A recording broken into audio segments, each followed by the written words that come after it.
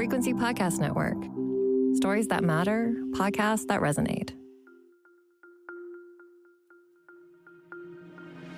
Conflict continues in the Middle East as Iranians wonder what's next for their country now. Hi, I'm Virjesh Dave. This is Big Headlines, everything you need to know to be in the know in just 5 minutes. Iran continues to be pummeled by airstrikes from the United States and Israel. Officials in Iran say almost 800 people have been killed there since conflict broke out over the weekend. Israeli Prime Minister Benjamin Netanyahu spoke to Fox News. You're not going to have an endless war. This is going to be a quick and decisive action. Israel says it's striking Tehran and Hezbollah targets in Lebanon. Iran, meanwhile, has been firing back with counterattacks and counterstrikes on many targets in the region, including the U.S. Embassy in Saudi Arabia, which was hit by an Iranian drone today. Iran's also targeting ships in the Strait of Hormuz, a huge transit point for the world's oil. Problems for shipping lanes there are leading to higher gas prices here in Canada. This week, U.S. lawmakers are debating whether President Donald Trump overstepped by attacking Iran. There's also a push within Congress to try and curb Trump's ability moving forward to order strikes on Iran without congressional approval.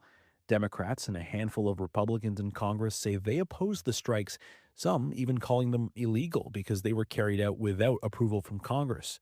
Senator Mark Warner is the vice chair of the Intelligence Committee. He says the Trump administration hasn't shown any proof that Iran was an imminent threat to the United States. When we are talking about putting American soldiers in harm's way, when we have American casualties and expectations of more, there needs to be the proof of an imminent threat to American interest. Congress likely can't limit Trump's actions in Iran, though, without a two-thirds majority in both the Senate and House of Representatives. That would allow Congress to override a presidential veto as well. Iran's government and its people are facing an uncertain future. Iran's longtime leader and other top officials were killed in the U.S.-Israeli strikes just weeks after a deadly government crackdown on protests across Iran. The Big Story host Karen Ciolin speaks with Professor Nader Hashimi. Power is distributed in Iran. It's institutionalized. It has many layers of support.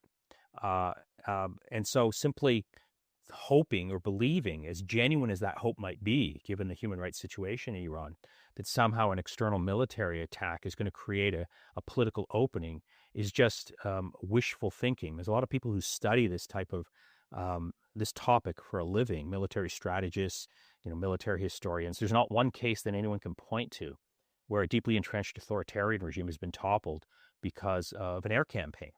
It requires a ground game, an organization, a military opposition that can challenge the regime and create political openings.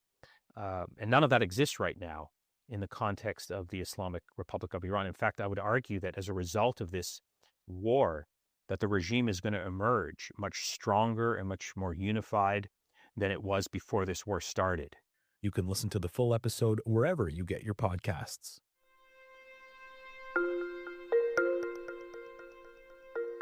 Also making big headlines, Prime Minister Mark Carney is in Australia as part of his multi-nation trade mission. It's his second of 3 stops on the trip, following several days in India. Carney met with Indian Prime Minister Narendra Modi on Monday. They agreed to billions of dollars in trade deals.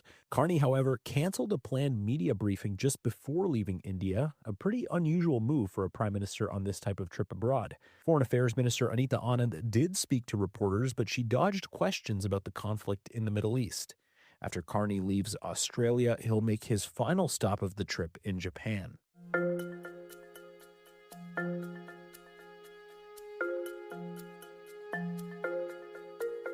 A bus carrying Canadians was involved in a fatal crash in the Dominican Republic over the weekend.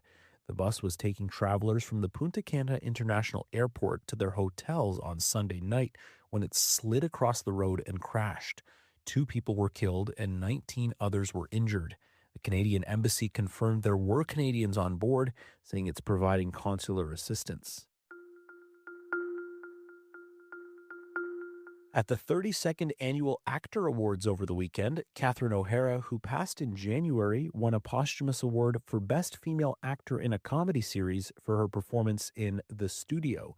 O'Hara's co-star and fellow Canadian Seth Rogen accepted the award on her behalf. Pretty much every evening before she had a shooting day on our show, she would email me and Evan an email that always was pretty similar, and it said, "Hello, I hope you'll consider the following."